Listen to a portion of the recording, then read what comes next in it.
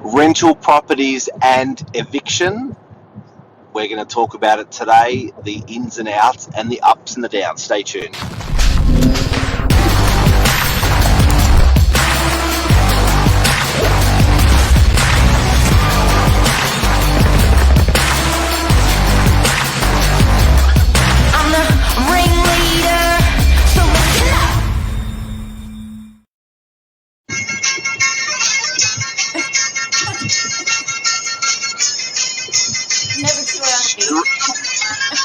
Straight from the garage, Cleo talks.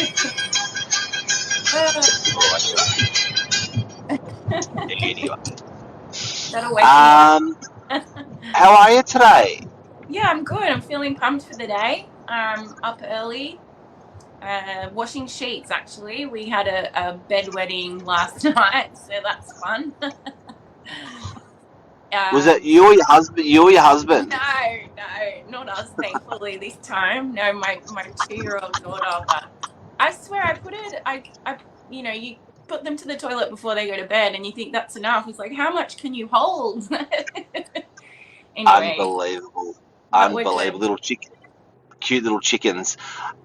Cleo, big topic this morning, and yes. Is eviction happening more than ever, or it's sort of just there's just like we know with every 500 clients there's going to be one. How does that work?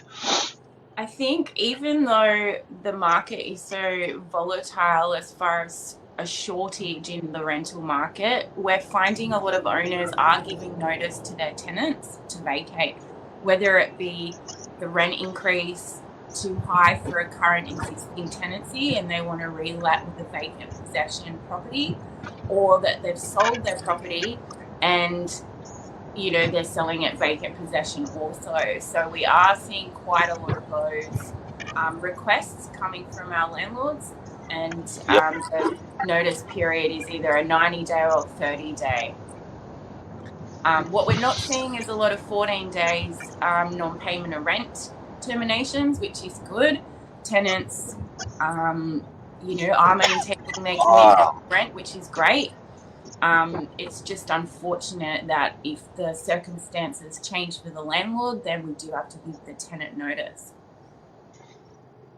Okay. So when that notice comes, that goes by way of writing, so you can send that in an email or a letter, or you have to do it on both, or how do you do that these days?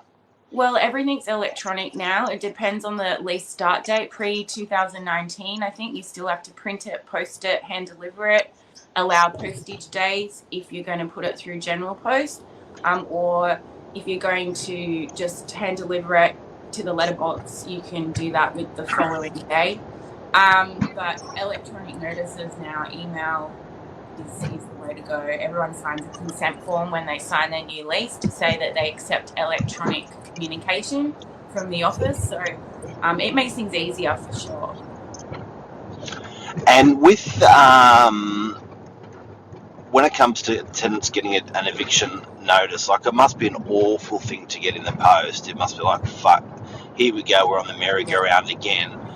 Do you call them before? Do they call you straight away, or how does that sort of work? Yes, I do. I like to call my tenants first and give them the heads up. We like to also mention that, especially the good tenants that we've had for such a long time at the office, we tend to try and move them into something else that we might have and start communicating with our rental list and stock and letting them know about open home times. And there's nothing better than transitioning a good tenant, from your portfolio to another property, and it makes things easier. You've already got that rapport, that relationship. They're already on an automatic rent system. You're just simply moving them to another property. The issue at the moment is there's not a lot of property. So trying to find another property for the tenant, even within the office, has been more difficult than in previous years. So, yeah. So what happens when a tenant goes, I just can't find it? Because they never go, no, I'm not going. They always, I guess the typical thing is, look, we just can't find anywhere to go. Yeah, look, I think in the past, tenants used to wait to the last minute, and that would be fine. You've been given a 30 or a 90-day notice, and you go, I'm just going to find something in the last 2 weeks of my tenancy, and you were able to do that because there was a lot more rental stock. Now, if you've been given a 30-day notice, you need to be already putting your applications out there. You need to be going to every open home on a Saturday and a Wednesday. I haven't found any tenants, like you said, that go, nah, I'm not moving out. But I've had one just recently which sparked my topic, where the owner has sold the property, vacant possession, and they haven't found anything yet. And the 10th of June is creeping up. And they've asked for a month extension. And, respectfully, I understand. And their rent's really low, so that's also a factor. They're paying, a very affordable rent at the moment. So I believe they're looking for something in that price point that they've used to be paying, but they're not finding anything. And I've had to call the owner and say, look, you have to have a plan B, because the tenants haven't found anything yet. They're looking, they know they have to move by the 10th of June, but they've emailed us asking for an extension. So that's not a good sign. Off topic, are people sticking to the beaches, or they're leaving because it's expensive? Both. I think they're leaving because it is expensive. I've had tenants that have been fighting on, the rent increases being so high. And I do empathise and understand some owners are increasing their rent a lot, like by $150 a week. That's huge. Where are you going to pull an extra $150 from? I get it. But if you look at other areas like the inner west, or, if you go onto realestate.com and compare rents, you can get a 2-bedroom apartment for $600 a week, in a modern complex with parking and dishwasher, but you won't find that here on the beaches. So I think people are weighing up their lifestyles and whether or not staying, close to mum and dad or the beach is really that important for them. So, what are the tricks up your sleeve for assisting a tenant to move? Look, there are no tricks as far as, you can't say, oh, well, go to open homes and offer more money, because there is no more money. Tenants don't have all that extra surplus of $20, $30, $40 to offer to be competitive in their application. My number one tip is just get in there, be fast, apply for everything. If you're transitioning to a property because you can't find something that suits everything, take a shorter lease. Get a 6-month lease until you find something better. I get it's not ideal with removal costs and everything else, but if it means staying where you want to work and where you want to live, then you do have to make some of these sacrifices. Same with an owner as well. Like, I just want to point out that this climate is so unusual, that the stock is so low. Empathizing with the tenant, trying to find something with the cost of living as well. You have to have a plan B in place if your tenant's not going to move. Can you make a settlement longer if you negotiating that in the beginning, because the tenants that have been there maybe 10 years or 8 years. So you've got to think of certain things, like if they haven't particularly moved on that exact day. Some owners think, oh, well, settlement, here's your keys, tenant's out, exact day you move in. It doesn't always ideally happen that way.